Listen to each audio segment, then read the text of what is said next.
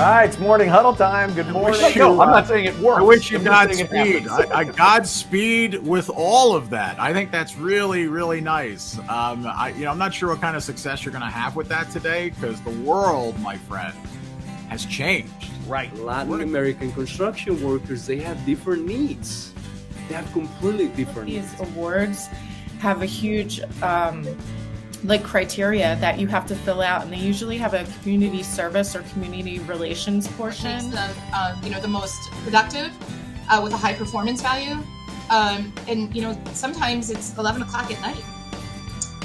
Yeah. Funny, isn't it? Yeah, not for me. Not for me. At 11 o'clock, I am guaranteed to be snoring. So.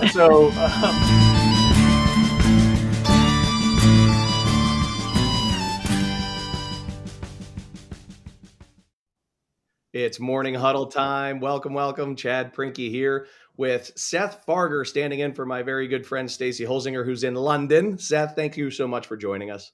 Glad to be here. Thanks for clarifying, because everyone was going to be surprised to see me and go, "Whoa, Stacy, you're bald and hairy." So things have changed. Yeah. Yes. Just amazing what a week can do. And we've got two of my very, very dear friends and just absolutely dynamic people who are joining us this morning. Ronnie Brouillard and Taylor Tobin from Chesapeake Contracting Group. Ronnie and Taylor, thank you so much for being here. I feel like this is long overdue. Oh, thanks for having us, Chad. We appreciate it very much.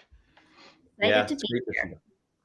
So let's just do a quick check-in on what's going on in your life. Real quick, Seth, you mentioned at the outset of this thing that you're still operating on a different time zone. What's new in your world? I just returned from Alaska. My father and brother a year ago said, "Hey, we want to go fishing in Alaska," and I have 3 kids and one more on the way. So planning things a year in advance is hypothetical, but thankfully it worked out. So I just spent 5 days salmon fishing and UTV driving in Alaska with my dad and my brother. So he's 68 and once in a lifetime opportunity. Highly recommend it. Get up there if you can. So it was great. Where did you go? Which, if you look at a map, is barely Alaska. It's like way, way, way south and just across from British Columbia.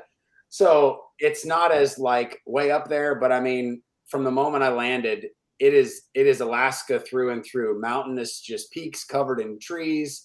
There was a salmon run going, so every stream you looked at was literally moving with fish. It was crazy. I saw a bear from about 500 yards away. I would love to have seen one a little closer. Perfect distance. That's the perfect distance. You don't want to see a bear from a whole heck of a lot closer. I speak from personal experience on that. Awesome, Seth. What about you, Taylor? What's going on in your world? Not much. Celebrating my dad's birthday this week. Yeah, that's about it. Going to be a big party or just? No, if you know my dad, he does not like a big party. So it'll be probably a crab feast in the backyard. That sounds actually perfect. Yeah. Well done. Ronnie, you and I have something in common. We just checked in. We're going to be at the same party this weekend. Oh yeah. That's going to be a shindig for sure. It's going to be a good time going up to the Canyon Keller Brothers pig roast. Yeah, you're in my neck of the woods now. You're going to have to be my guide. No problem. All right. Well, good. So, and I have nothing going on. I'm just sick. Let's dive into today's topic. So when we were preparing for this conversation was like, I personally think that there's so much confusion about the difference between marketing and business development and sales in the construction industry, maybe across industries, quite frankly, but in the construction industry, I see so much, so many companies kind of get this wrong, and it's rare that a company gets it as right as you guys have. And I think that has a lot to do with the way that the two of you work together and the way that you've communicated about roles and responsibilities. And so today I really want to talk about best practices with business development, Ronnie, and marketing, Taylor, and then talk about how you delineate, how you divide and conquer, and how that whole effort is impacting the organization. So with that, Seth, I'm going to ask you, to monitor, jump on the LinkedIn feed and monitor the comments via LinkedIn, and communicate with the group and make sure that we're capturing great questions that we can bring back here in the last 10 minutes. And I'm gonna just start rolling, talking to Ronnie and Taylor about what they do and how they do it. So Seth, we'll see you with about 10 to go. Is that cool? Yeah. Very good. See you in a bit. All right. So like I said, so much confusion surrounding these roles. I think there's this trap where marketing is just viewed as kind of like social media. I don't know what that is, but like somebody's got to update our Twitter feed, right? And business development is just kind of golfing all day. And right. And so, I think that, it's a wild oversimplification. How do the two of you describe your individual functions, and how do you distinguish between them? I'll start with you, Taylor. How do you describe your role in marketing? Sure. I think for my purposes, the way I differentiate what Ronnie and I do is I communicate the brand globally, and Ronnie really communicates it personally. So he's more the boots on the ground of what we do, whereas I'm more up in the air, I guess you could say. What I love about marketing, and you're spot on when everyone thinks I just do social media, which is a big part of my job. But what I love is I really work across every single department within the company. So I work really closely with human resources on recruitment and on internal culture. I work with Ronnie for business development, marketing, collateral, presentations. I work with pre-construction for proposal development on the technical side, trade partner relations. I work with leadership on vision and goals, philanthropic activities. And then I guess the only one I really don't work with would be accounting, but I just spend a lot of money. So I work with them in that way. Yeah, sure. But Ronnie and I work probably the closest of the two. So that's such a fantastic description, and something that I think I have to underline for the people, for the audience, as you're paying attention. Maybe you're driving in this morning or what have you.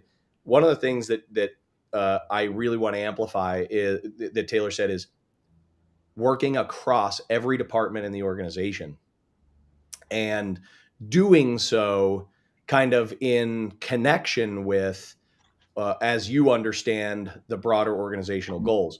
So you're integral to the conversation, not just a department that people are sort of handing things to and saying, hey, can you punch up a proposal, right? Though I'm sure that happens.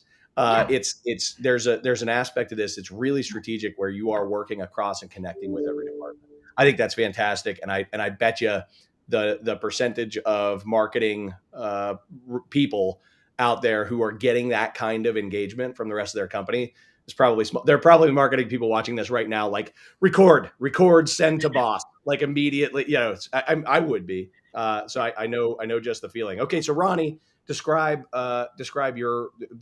business development to us, and kind of how it differentiates from what Taylor. Well, and I'm glad that we're using this opportunity to differentiate the two, because I think it's important, because I think it kind of gets confusing and muddled.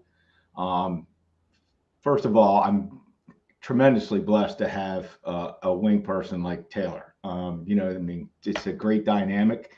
It was a revelation when I started working here, but my focus is, obviously, I'm probably going to be the first person that people meet from Chesapeake. So it's up to me to really kind of focus on building strong relationships, and just kind of promoting that company brand, core values, which you'll see behind me here. Everybody at Chesapeake, I think, lives and breathes those core values, but it's also the interface with the client and the building of those relationships. But Taylor is instrumental in helping me promote that brand on a global level, as she mentioned before. It's that taking that relationship from an introductory level and just kind of following up and building on it until it turns into some opportunities, and then kind of lifts us up from a revenue standpoint. And it's just a fun job to do if you're an extreme introvert like myself. Introvert, yeah. Yeah. So the what I took away from that, Ronnie, is two big things. One is that you are often the tip of the spear, if you will, as it relates to boots on the ground. Yeah, yeah, aerodynamic, right? As it relates to boots on the ground and making new relationships, really out there meeting strangers and spreading the word and being a good representation of the brand. So that's one. And then the second is care and nurturing of the relationships and the opportunities that can come out of those, so that the all of those efforts from marketing and business development, whether it's the two of you or other people inside the company, right? Because they're doing it too on some level, gets converted into revenue. That ultimately that we see a return on investment for that effort. Right. And you can do all the networking you want. And I highly recommend, I mean, if you're going to be a business developer and you're going to be serious about it, you have to get in that mindset that you have to do the work, the leg work. And that means identifying those organizations that are going to support the markets that you're trying to penetrate. And you have to just go over and over again. So where a familiar face turns into a friendly face, which leads to a conversation, which leads to maybe a meeting off-site, but there has to be a follow-up there. And I'm glad we're talking about this, because we recently did internally at Chesapeake Contracting Group, we did an introduction to business development and how to build your professional brand, with the intent on making everybody in the company, regardless of their position, a business developer, and get in that mindset to promote the company, ask the questions of the client, and really just get invested in the success of yourself, and get invested in the success of the company as a whole. And I think we're on the right track. I mean, there's always room for improvement. My gosh, I know I'm learning new things every day, and I've been doing this for close to 40 years. But then you start working with people with Taylor in the company, and Taylor's just one person in Chesapeake that's an amazing professional at what they do. I mean, the company's chock full of them, and yeah, it takes us forever to hire, but I'm glad it does. It pays off. You guys are kind of happy where you are. I can tell. We're miserable. Enough of that. All right. It's everybody. Not everybody's so damn happy. No, Sorry. I respect the heck out of it. I'm proud of you, and I'm proud of the company for that. One of the things that I try to put myself in everybody's shoes. I've certainly been a business developer, on some level myself. Ronnie, what do you? I think the hardest part. I think the hardest part of the job for somebody who is really good at being out there, shaking hands, kissing babies, meeting strangers. That part of it is the follow up, the organization, the structure side of things. I don't know if you had 2 or 3 pieces of advice for somebody who is maybe wired like you, likes to be an extrovert, likes to be out there pressing the flesh. What secrets are there to staying in control of the follow-up and the data management? Wash your hands often. Right. Yeah. Stay healthy. Fail. Never be afraid to ask the client what it looks like for follow-up. And instead of, I like to say, how do I stay in front of you without being a pain in the rear or being a pest? So rather than guessing, you're literally just getting the answers to the test. Don't be afraid. Everybody's adults. Don't be afraid to call it out and establish those boundaries. Ask them, does it look like 6 months or 6 weeks? Is it 8 weeks? What is an appropriate time to stay in front of you and let you know that I'm still interested in your business? Another one is just, understand the value of the relationship and what it means, and don't be afraid of rejection. I always tell people, and I really like to connect with up and coming developers, and because I know the obstacles into getting a project built can be insurmountable at times. And the important thing is tenacity. Stay with it. What can I do to be a resource? How can I, just tell me how I can help you. And and I always like to tell people this, and they probably are tired of hearing me, but this is a karma business. And Ah. I like to give without the expectation of return. And I always try to instill that in our employees. I mean, go the extra mile, and just do it because it's the right thing to do and because it's kind. And, I'm one of those people that hopefully, I'm going to put myself out there, and you know what, there may come a time when you need a hand or you need a good word, and that person's going to be there for you. And that's my mantra, I guess. I just got an email this morning. Funny enough, I just got an email this morning from somebody who is working at a client of mine as a result of, they ended up finding themselves out of work, and a couple of weeks later, I ended up finding out about it. I ended up making a connection, and it's a year later, and they're working. And he sent me a note. He said, "Hey, a year in, I just wanted you to." I almost want to like read it verbatim, but he said, life is timing and relationships, and that was exactly. I mean, that's the quote as I look at it, and warmed up my morning for sure. And it's here's what I love, Ronnie, about what you just said.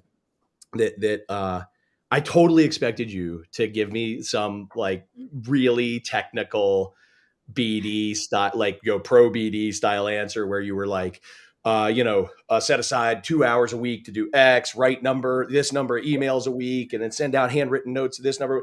All that stuff is happening. I know it is because I know you're a machine. But what I love is that the emphasis isn't on some sort of like metrics, and the emphasis is on relationships. And it's like I just do what I think is appropriate for all those relationships. And if you care enough, it will bother you if you're not staying in contact with these people. And I know that is such a more sustainable and genuine way to go about business development follow-up. That was awesome. I'm like, I don't know if you saw, I'm sitting over here scribbling notes for myself. Like that's wonderful, Ronnie. That's fantastic. So I want to hear about, Taylor, how you support, how does marketing and business development play together? How does, and then I know you actually do get involved a little bit in some of the networking activities and things along those lines. I'd like to just sort of hear about why you do that and pluses and minuses, things like that. Yeah. So I view marketing as a support role to Ronnie. Any of the materials, any of the presentations that he needs, I'm the one who does that. What I think works so well with Ronnie and me, and why we have such a great relationship, is he really respects the amount of time it takes to do that. I think the quickest way to make a marketing professional mad is to say like, oh, it'll just take you 2 seconds. The goal is to make it look really effortless, but it's not always effortless, and it takes time. And so that's something I always appreciate with Ronnie, is he always says, is this enough time for you to get this back to me? So that's really the way that Ronnie and I work together. Ronnie loves to tell the story that when he first started, I hated going to networking events. It was not my thing. I just really enjoyed my little marketing bubble. And while that's still the case, I don't hate networking like I do, especially with Ronnie as your wingman. Everyone knows you in the room. But now I really like to go. It's the one time other than individual meetings where I can speak with owners and clients and consultants and trade partners and learn directly from them what's important to them. And as a marketer, you're always wanting to communicate what matters to your audience. And so going to those networking events and having those conversations has been really vital for the way that we communicate what we do and what matters to an owner, what matters to a trade partner, what matters to an architect. That's really important. And I appreciate those conversations at networking events to give me that insight. The difference between marketing content that is clearly designed by somebody who understands what the customer care about, who understands their world, who's really talked to them and beyond just getting to know them, but really talk to them about their business, and marketing content that is a guess at what they think matters, is noticeable. And I think question. what you're doing there, that it's funny. I think you're mostly doing it because Ronnie makes you, but the no, I'm joking. I'm joking. No, I don't mean makes you. I mean maybe makes you feel guilty if you don't. but I think that investment in really learning about the industry. I mean, how long have you been with Chesapeake? 5.5 years. Right? You can talk about the construction industry like somebody who's been in it for 10 plus. And the for a marketing person, that's craziness. Like that tends not to happen. So anyway, kudos on that. I think that's exactly why your marketing is so on point. Is that it is tailored, pun not intended, to your audience. There was a little bit of reference to this earlier. How does the rest of the organization contribute to your success in your role? Because I got to tell you, I mean, I got story after story after story where I'm like, I see, fill in the blank with AEC firm, right? And they're like, well, we need new business. So we hired a business developer. We ran out of the need for new business. We fired the business developer. We hired the business developer, the marketing person, because they were supposed to bring in business and they didn't bring in business. So we fired them. And I'm like, it really sounds like you're putting them out there on an island where that's just their job. I don't know. The rest of our company has no responsibility for actually winning work. It's just the two of you go figure it out.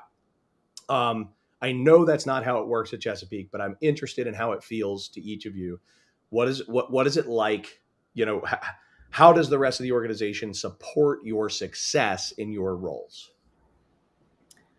Johnny, Ronnie, I'll jump in and then you can go after me. I think something that Chesapeake really says all the time is we don't chase projects, we chase relationships. And so everyone having that mentality at the company makes you want to do what's right for the relationship and not for the project. So Ronnie and I don't feel this, oh, we have to bring in all this work and we have to go get all these projects. That's not where our headspace is at all. And that is really beneficial in the long run. But what I will say is I always think that our superintendents, our operations team, they are so vital to the success of the relationships that we have. I can say how wonderful we'll build your project and how great our team is and how awesome our culture is. And then you go on the job site and it's not that. And so how quickly you can lose trust when you're marketing one thing and your team is doing another. So our operations teams, our accounting team, everyone is so important in making sure that the relationship maintains is great throughout the course of the entire project. And You're that's out there making important promises. key. Yeah. You're out there making promises to your customer, but what you're saying is, sure, everybody gets involved. We do have this overall business development mindset, yada, yada. But more than all of that, it's like everybody truly is cashing they're acting in the way that we're promising we're going to act. And so fundamentally, there's nothing that anybody can do more than actually be consistent with what we say we are. And it goes back to our core values. And, to build on what Taylor was saying, first of all, working with CCG, we have leadership that really understands what building a relationship means and how long that it could take. 6 months, it could take 2 years. But the important thing is it's everybody's role. From what I do, I think it's great because I don't have to do any talking in presentations. I'll do an introduction and I just sit back and let our operations people do the talking because they're so good at what they do. And I have so much respect for them. You let them, you just give them all the rope and they're going to run with it. And they're the ones that impress upon the client or prospective client what our approach is, what our core values, what our value add is, particularly from a pre-construction standpoint. And I think a lot of our clients and people that I interact with, I think they're going to tell you that we qualify our clients as much as they're qualifying us.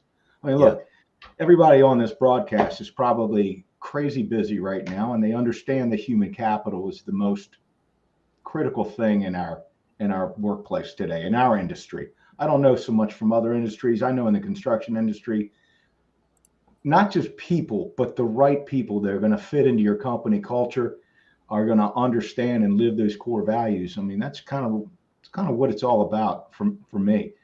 But I get to be like we said earlier, I get to be the tip of the spear, so to speak, and bringing those people and developing it and developing an interest in Chesapeake and what we do, and more importantly, how we do it. That really is the difference maker in my world. And when we go to a project, like the biggest marketing or business development tool I have is project tours.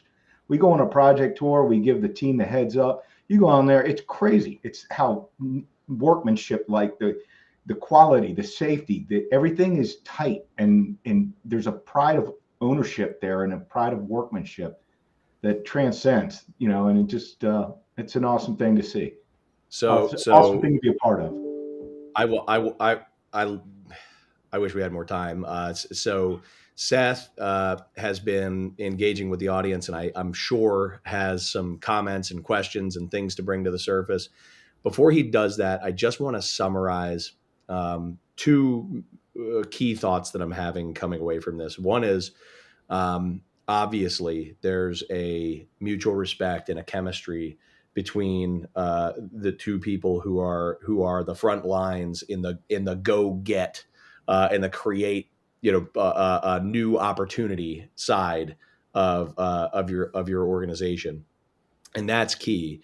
But the organization, every question that we just answered you just answered around how does the team best contribute? I think the greatest answer of all is to be an organization that we can be proud of, and that we can have 1,000% confidence that when we make a promise, when we bring in a new person, that when we highlight or showcase what we're doing, we're going to be proud. And so it's not much more complicated than that, but it really does require everybody to uphold the standard. So with that, Seth, what do we have from the group? What do you feel like these two should be hearing and answering? Not a lot of specific questions, but something that I think he touched on, Ronnie, that I'd love you to follow up on is, you said your response was going from meeting someone, being familiar to friendly to having a conversation and then a follow-up, and sort of that flow.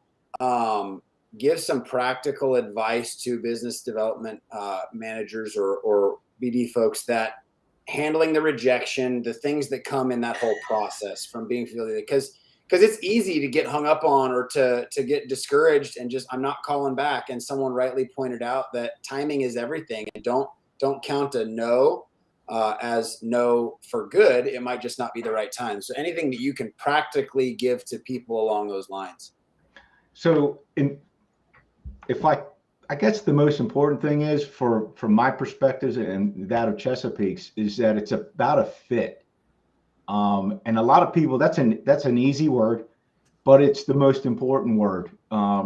Just determine if you're a fit. And if you're not a fit, be adult enough to say, and put that agreement up front, that if we're not a fit, I give you permission to tell me that you don't think we're a fit. And I would like your permission to tell you that we're not a fit. Because at the end of the day, you can do all the follow-up all you want, but if your companies aren't in alignment, from a core value standpoint, from a market approach standpoint, if it's not a fit, it's going to be, it's going to be wasted time. That said, you can still be a resource for that person, because who knows, they might go work somewhere else for another company, and they're going to remember how you were with them. They're going to remember, and the company they go work for might be that fit for you. So it's important to really nurture those relationships. So maybe the recipe for dealing with rejection in a business development seat has more to do with not thinking about how about this, with not wanting the sale as much as you just want whatever should happen to happen. And if the answer is that we shouldn't work together, that's okay. It becomes really easy if we set it up that way. Hey, it's not a fit. That's okay. We identified it's not a fit. Let's do this other thing. But that, in your mind, that's not rejection if if we discover that it's not a fit. That's exactly right. And another point I want to illustrate is if you're a business developer or you're a marketer or you're sending your people to a networking event, coach them, set them up for success. Don't just send them among the wolves to fend for themselves. Get an attendees list from the organization, whoever that organization is, and they should be, glad to give you that attendees list, because why are they there? They're a networking organization. Pick 3 to 5 people in it, write their names down, write their companies down, and put them on a little piece of paper. That's your hit list. You're going to go into that networking function and you have a targeted strategic approach. And then ask whoever you've sent into the wolf den to just kind of give you a summary back about what their experience was at that particular event. Did it have value? Who did you meet? And follow up. Regardless of what they do, follow up. Because they're strategic partners, which we call, a strategic partner could be anybody, but it's people that are going to provide you or provide an introduction perhaps, or perhaps you can provide an introduction for them. That's kind of the point of the whole networking thing. Taylor, you look like you're about to say something. Well, Ronnie never touched on this, but I've never met another person who lives and breathes their CRM system the way that Ronnie does. He is in there tracking everything. And especially when you have other people involved in business development, in our case, leadership, all being on the same understanding and playing field is so important. And I think tactically that's something you can take away, is that if you're not utilizing your CRM, it's been so vital, I think, to the success of the way that we build relationships, knowing who has who, and Ronnie's really good about that, and he didn't touch on that, so I will. How many hours a week should I be planning to mess around with my CRM, Ronnie? How many hours a week do I need to budget? How many hours a week? How much content do you have to put in there? If I'm working like you're working, how many hours a week? I live in it. That's the first thing I turn in every day. I turn on the CRM, and I just constantly making sure the updates are being done. I'm doing my updates as I should be doing them, and just keeping it tight. But so if you're taking notes on a call, I'm 3 hours a week in it at least. Okay, got it. At least. Yeah, I was just gonna say, so like if if you're taking notes on a call, you got your CRM up. If you're making phone calls and you're following up with people, you got your CRM up. If you're sending emails, you're doing it through your CRM. And then there may be some, typing in notes of other things that happened at networking event, this, that, the other thing. If there's a newspaper article, say if there's a newspaper article that has attracted me to a certain client, I'll copy and paste that article into the CRM under that client. But also if I go to a conference and I got, 40 business cards, but I've got 10 of those that are really potential fit for us, then I have to put all that information in there. And of course, it's the research involved, to determine if that client is a fit, at least superficially, until you get to the nuts and bolts of what they're about. And I'll reiterate something that you said earlier, which is, as long as you're in the mindset of building relationships with the humans on the other end of that, and you recognize the CRM as a tool that's going to help you to do that, it's not some death march where you got to open up your CRM and do it. It's something that it's your friend, it's your tool. What do you use for CRM? What's your tool? Insightly. Yeah, Insightly. And Taylor, thanks for the kudos, but Taylor's like the guru of Insightly. Everything I know about Insightly, I've learned from Taylor. Because I'm young. Guys, you should have seen Ronnie trying to log on today. I just want the record to show it was. You know what kind of show it was. Taylor literally got me on FaceTime and walked me through it. Thank you, Taylor. We figured it out. Amazing. We're here. All right. So Seth, I was just going to say, what else? We probably have time for one more here. One more quick question, Taylor, for the marketing people in the room. You said you referenced that like overseeing. Give us a quick rundown of the things that fall in your wheelhouse, because people think, oh, marketing is just social media or branded T-shirts to make sure people in the field have stuff. Give us a quick rundown of all the areas that you oversee as the director of all things marketing. How much time do we have? I know I kind of touched on it earlier, but I really am across all departments. I do a lot. I don't think people realize how involved marketing and human relations work together. From a culture standpoint, all of our internal events, all of our internal marketing, recruitment, that all we collaborate so closely with human resources. Externally, all of our groundbreakings, all of our topping out ceremonies, all of our trade partner events, our external newsletter, our social media, our branding, that all falls under the external marketing wing. I work pretty closely with business development and pre-construction. I say them together because usually when I'm working with Ronnie to build a presentation or to create marketing collateral, that then hopefully leads into a proposal, and I'm working on team resumes. I'm working on our brochures and our packages for the work that we do. So I really do go everywhere, and I work with everyone, and that's what I love the most about my job. But it also gives me a really amazing insight into all that we have going on so that I can market it and I can talk about it. And I love that. So that's probably a really high level overview of what I do, but I think it sums it up. Yeah, that's great. Awesome. All right, guys, I'm going to bring the discussion to a close. As much as I'd love to continue, Taylor and Ronnie, you two are superstars. Thank you so much for coming on, sharing how things really work in your world. And I think, if the whole environment in the construction industry can learn to have more professionalism and a more unified company approach to business development and marketing, I think, I don't know, Chesapeake's experienced a little bit of growth over the past few years, right? Like it's turned out okay. Just a little. Okay. Right? I know it has made an impact, and not just on the go get work side, but on the go get amazing people side, which right. If you want to work for an amazing company, reach out to Taylor and I. We'll hook you up. Ronnie, no. Sorry, I had to go there. I had to go there. I don't blame. Look, you can never fault Ronnie for not having the guts to ask for what he wants, and I respect the heck out of it. And I'll just say, you guys are a great product of a great organization. So thank you so much for joining. And I will, Seth, you and I want to just wrap up a couple of things before we jump off. Taylor and Ronnie, any final words?